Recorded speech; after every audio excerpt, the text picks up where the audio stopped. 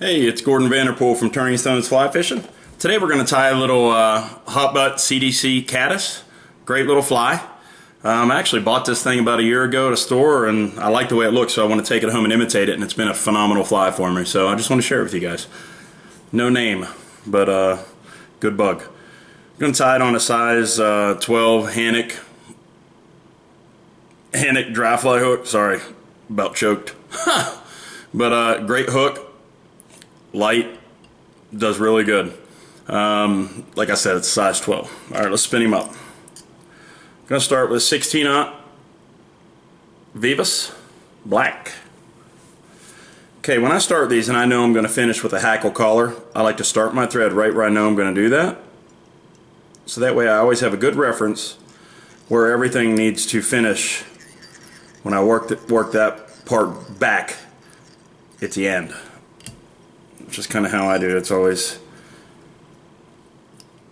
been a good way to have that reference point. When I first started tying dries, I'm not somebody that ties a pile of them as it is, but it definitely helped me a good bit. I just blew my CDC feathers across the table. This is not what you want. Found them. That is just how it goes for me. Okay, so we're going to tie in a tail. And I got two of them. That's what I'm using. Love that stuff. If there's better out there, let me know. I haven't really dug hard, but I really like it. So if there is better, though, that'd be awesome. But so far, I like. So I'm going to pinch all those guys together. I'm going to try to make this about from the eye down to about to the point. Then we get that reference, switch hands, a couple loose wraps, and lock him in there. That should be right where you want it. Yes, lovely. Put a couple more wraps on there because my thread got a little funky on me and I'm going to have to fix it. There we go, got it. Okay, so now with this, means we're going to dub this. I'm going to cut this off at a little angle like that. Just like that. You want to keep everything minimal. You don't want to bulk that up too much. You know what I mean, Burn? Okay, so we're going to clean that up. Okay, that's all secured quite nice. This is going to have a little hot tag. The original did. Don't know if that's why it works so good, but I'm not changing it. So it's going to be a little red butt. And I have played around with other variations, you know, little hot butts whenever, you know, certain mayflies or caddis are laying eggs and stuff, and that does matter, but this one's going to get what it had. So I'm going to tie that in. I think they actually, the original one had like a, I think it was a thread butt, hot red thread. But I dubbed the body, so I like using this. Just a red dub, nothing special. Okay, so now we got that. That part's done. Now we're going to do the body. It's just black peacock.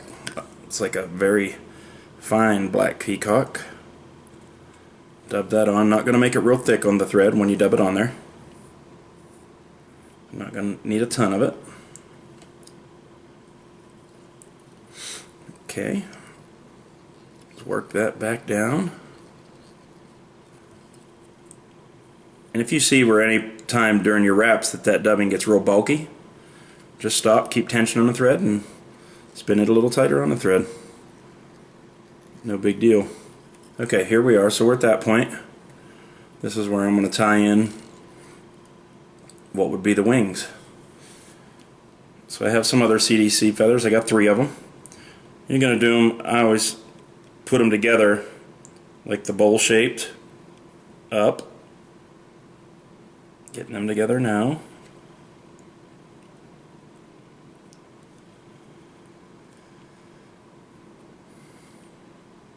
This works better when all the feathers are laying one direction, if that makes sense. You have one laying down on itself with an arch that way, one this way, and it just doesn't go good. So now this, I'm going to put it in. I'm not going to have this come exactly even with the back of the tail. I kind of offset it just a pinch, so I got it right where I want it. I'm going to switch hands and I'm going to hold that tight. This is important that you hold it tight and do your wraps, keeping it tight. Do a couple loose wraps, then just get your CDC and just give it a wiggle. Make sure it stays up on top of the thread, or up on top of the hook there. A couple more, tighten it up, and you should be in business.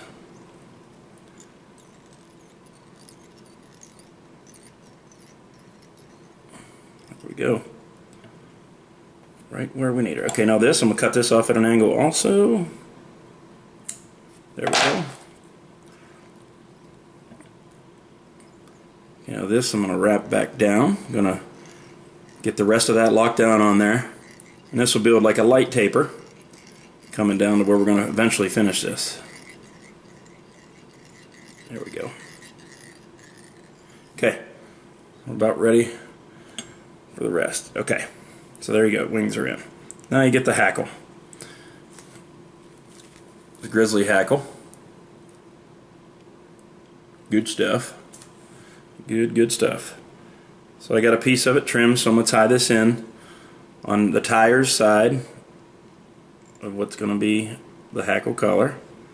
Lock down a couple wraps and wrap that up towards the eye. And you're just going to let your thread hang there because we'll be visiting there in just a minute. Now I'm going to get this. I always do a couple wraps, and I usually wrap mine towards me. A couple wraps right there tight to the CDC, build up a little bit of a hackle collar there. And then once I get those couple wraps in, I will sneak in front and start wrapping in front. And just slowly wrap towards the eye of the hook. Building up a nice little collar there. Okay, so now that we have it, I'm going to get that grizzly and go around my thread a couple times when I get up there to that finish point. And keep a nice loose wrap. That's how I secure it. Put a couple wraps there. Then I'll do one more.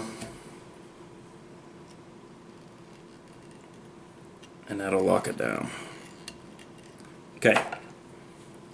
For now it looks a little messy. It won't here in a minute.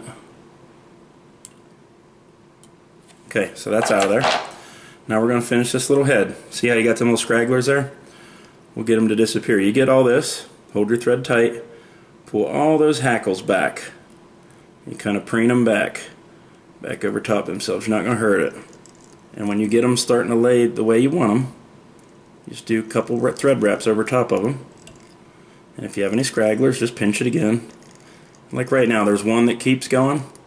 I'm not going to cry over one. It's not going to make or break the fly. Couple wraps. That's it. Okay, we're going to whip finish.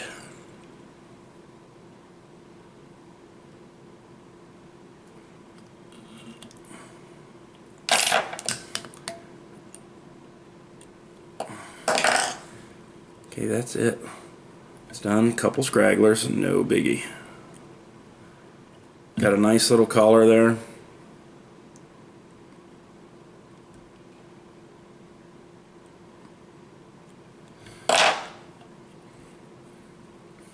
The beast is done. But that's it. It's a nice little CDC dry for me. It's been good. Been good. Play with any color formations you want. I do this in a Yellow Sally version too, and works great. We have lots of Yellow Sallies around here, and this variation, like I said, it's an easy tie also. You know, so this is definitely one you want to have. And what I love about the CDC stuff so much is just it rides so high. And if you want this to ride even a little higher than I think this does, you could add a little hackle under there like you would on a stimulator on the body. I don't think it's necessary. This floats so high, stays dry, floats high in big water, and that's what I like it with dry dropper work and stuff like that. So dry dropper's my thing. It's really good, and this has been a style of fly that I like to fish over the last year since I found it. So I hope you enjoy it. If you have any questions, please leave them. If you have any recommendations, anything you want to see tied, let me know. I really appreciate you guys watching my videos. I definitely appreciate that. So thanks for watching, and have a good day.